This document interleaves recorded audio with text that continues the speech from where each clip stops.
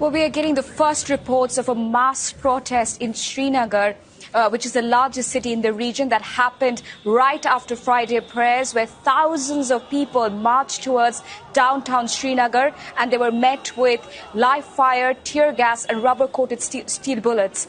We understand that there have been some injuries. Some of them sustained pellet injuries, and they are admitted in Srinagar's largest hospital. Now, there have been sporadic protests in the last few days, ever since the government of India here in New Delhi decided to revoke Article 370 and strip the region of its economy and divide the region into two separate federally administered territories. There's a lot of discontent and anger among the people in parts of Indian administered Kashmir, which is under severe communication blackout, and also severe restrictions have been put in place.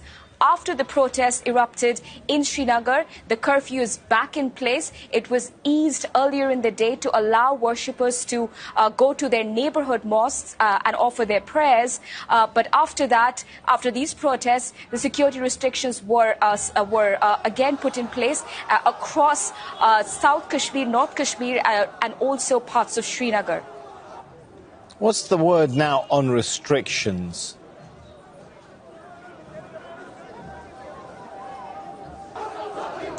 Well, Samuel, the restrictions are back in place. Tens of thousands of Indian paramilitary soldiers and police officials from different parts of the country are stationed there to preempt any protests that might happen in different parts of the Indian administered Kashmir. But as we saw today, on Friday, there was a huge protest, the first biggest protest against the government's decision in Srinagar, the largest city of the region.